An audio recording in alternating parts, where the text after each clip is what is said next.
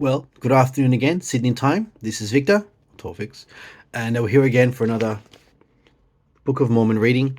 I want to thank everyone who took the time out to watch my videos yesterday. I'm very grateful. I was out shopping, one of my favorite areas here in Sydney, and took a chance to sit down and read out in public. It's a bit different reading out in public. You know, people look at you, they kind of get a bit, as you're reading, I think you're muttering to yourself, then they see me putting the phone between my knees like this as I read it.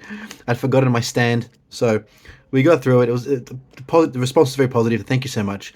I'll try and organize more in the future, perhaps in a local park or something like that, just to change the background and to kind of change the vibe. You know, it's different reading Book of Mormon in different environments and kind of seeing how that reflects your ability to read. Also, as you can see, as I promised, I got the beard trimmed and the hair cut. I don't know if you can see that or not, but as I promised, kept my word. So looking a bit more presentable these days than I have previous.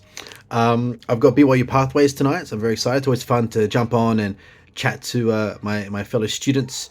I'll be studying a communications degree, so I'm going to do the certificate program. So I've got digital media coming up.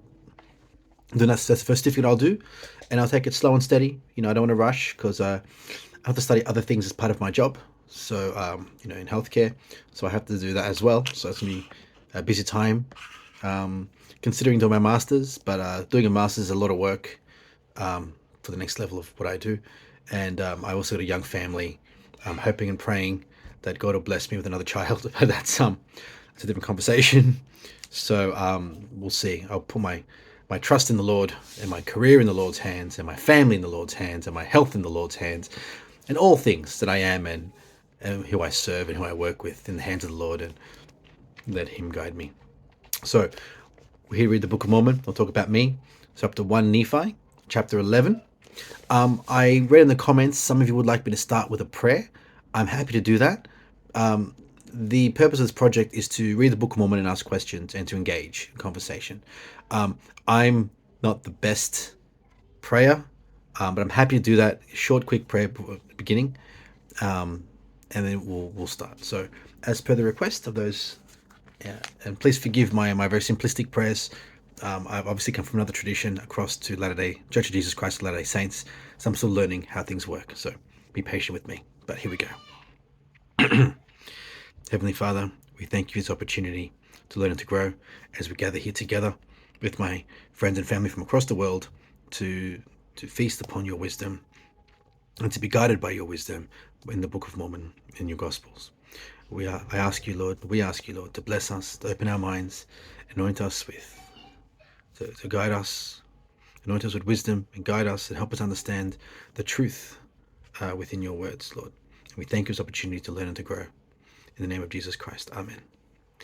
Like I said, I'm still learning how to pray the correct or the appropriate or the suitable way, so please forgive any errors. And if there's any feedback, as I always say, some respectful feedback down below.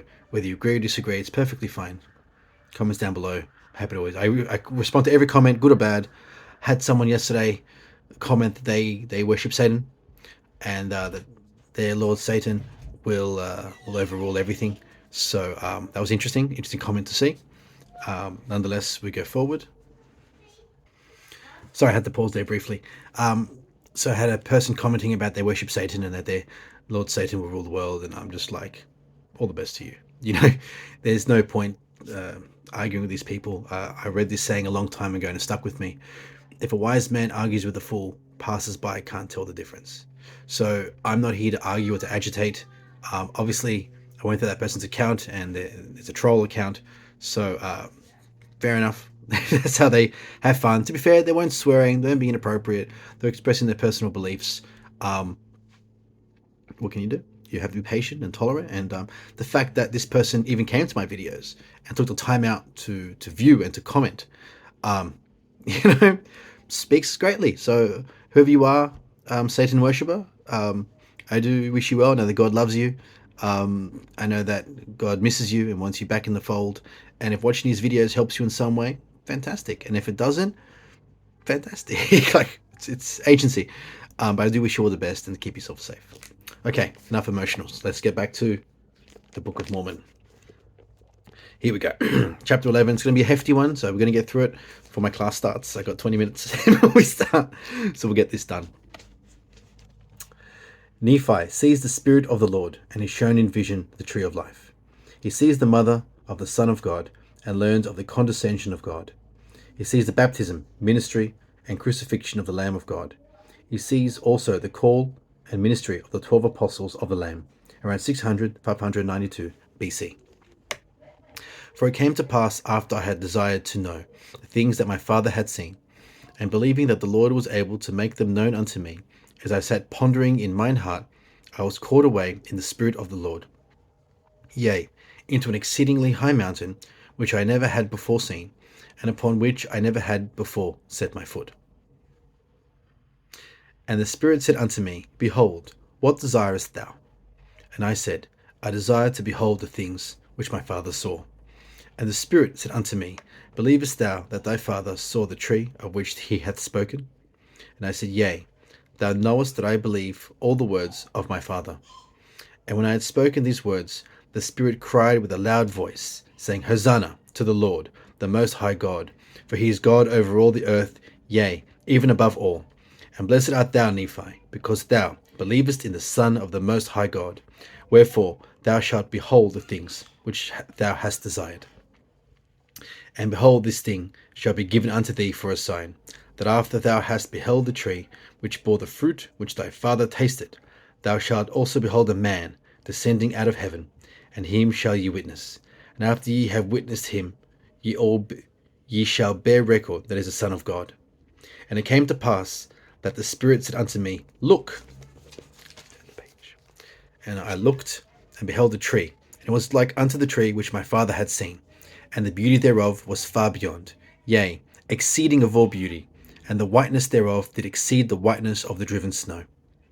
And it came to pass, after I had seen the tree, I said unto the Spirit, I behold, thou hast shown unto me the tree which is precious above all. And he said unto me, What desirest thou? And I said unto him, To know the interpretation thereof. For I spake unto him as a man speaketh. For I beheld that he was in the form of a man. Yet nevertheless I knew that it was the Spirit of the Lord. And he spake unto me as a man speaketh with another. And it came to pass that he said unto me, Look. And I looked, as if to look upon him, and I saw him not, for he had gone from before my presence. And it came to pass that I looked and beheld the great city of Jerusalem, and also other cities. And I beheld the city of Nazareth, and in the city of Nazareth I beheld a virgin, and she was exceedingly fair and white. And it came to pass that I saw the heavens open, and an angel came down and stood before me. And he said unto me, Nephi, what beholdest thou? And I said unto him, A virgin, most beautiful and fair above all other virgins. And he said unto me, Knowest thou the condescension of God? And I said unto him, I know that he loveth his children, nevertheless I do not know the meaning of all things. And he said unto me, Behold, the virgin whom thou seest is the mother of the Son of God, after the manner of the flesh. And it came to pass that I beheld that she was carried away in the Spirit. And after she had been carried away in the Spirit for the space of a time, the angel spake unto me, saying, Look. And I looked, and beheld the virgin again, bearing a child in her arms. And the angel said unto me, Behold, the Lamb of God, yea, even the Son of the Eternal Father. Knowest thou the meaning of the tree which thy father saw? And I answered him, saying, Yea, it is the love of God, which showeth itself abroad in the hearts of the children of men, wherefore it is most desirable above all things. And he spake unto me, saying, Yea, and the most joyous to the soul. And after he had said these words, he said unto me, Look. And I looked, and I beheld the Son of God going forth among the children of men, and I saw many fall down at his feet and worship him.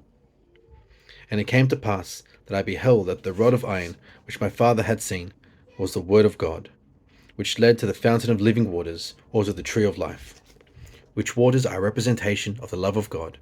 And I also beheld that the tree of life was a representation of the love of God. And the angel said unto me again, Look, and behold the condescension of God. And I looked and beheld the Redeemer of the world, of whom my father had spoken. And I also beheld the prophet, who should prepare the way before him. And the Lamb of God went forth and was baptized of him. And after he was baptized, I beheld the heavens open, and the Holy Ghost came down out of heaven, and abide upon him in the form of a dove. And I beheld that he went forth ministering unto the people in power and great glory, and the multitudes were gathered together to hear him. And I beheld they cast him out from among them. And I also beheld 12 others following him. And it came to pass that they were carried away in the spirit from before my face, and I saw them not. And it came to pass that the angel spake unto me, saying, Look. And I looked, and I beheld the heavens open again, and I saw angels descending upon the children of men, and they did minister unto them.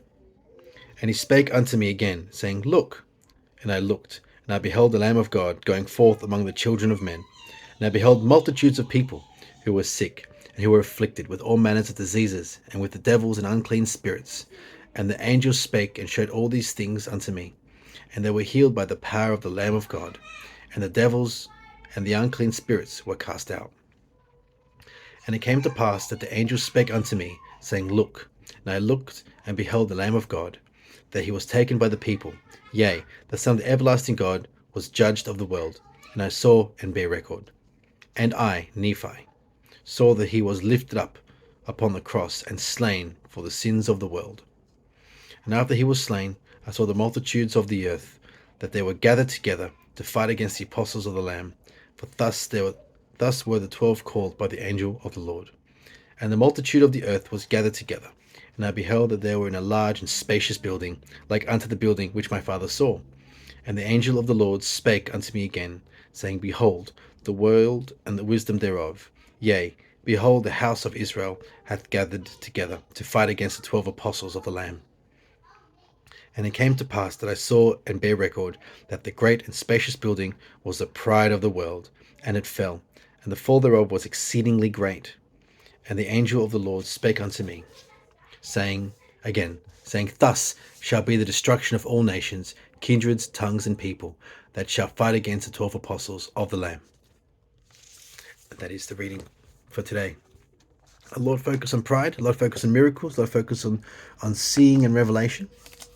I find the ending very interesting, talking about the penalty of pride, so to speak, and the price we'll pay, and that pride will bring down all nations, all people, all kindreds.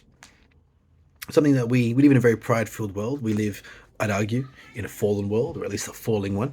And so it's both sad but comforting to know that pride comes at a price. And those who revel in their pride and revel in their sins will, by God's judgment, face, well, God's will, I suppose. Not my place to say if it's good or bad. I was about to say something bad, but you know what? It may not be. It's God's will.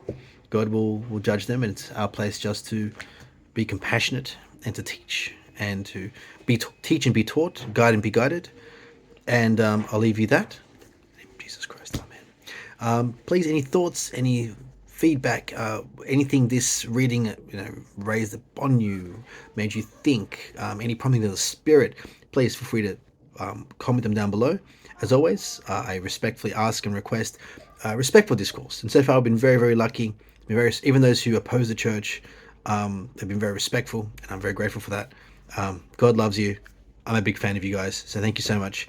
Go to church. It's Thursday in Sydney, so you've got a couple of days left to organise what you have to organise, whether you have to change your shifts or, buy a new collared shirt or whatever you have to do to attend church for the Jesus Christ of Latter-day Saints. Do your best, and if you know you can't, at least pray. Pray and ask God for guidance and for the blessings, because he loves you. He loves me. He loves you. He loves all of us. And he wants us to go back to him. Have a great night. I'm off to BYU Pathways. I can see my Zoom logging in now, so I'm looking at now. I'll keep all of you guys in my prayers. Please do the same for me. We all need the guidance. And I'll see you later. I'm off to class. Bye.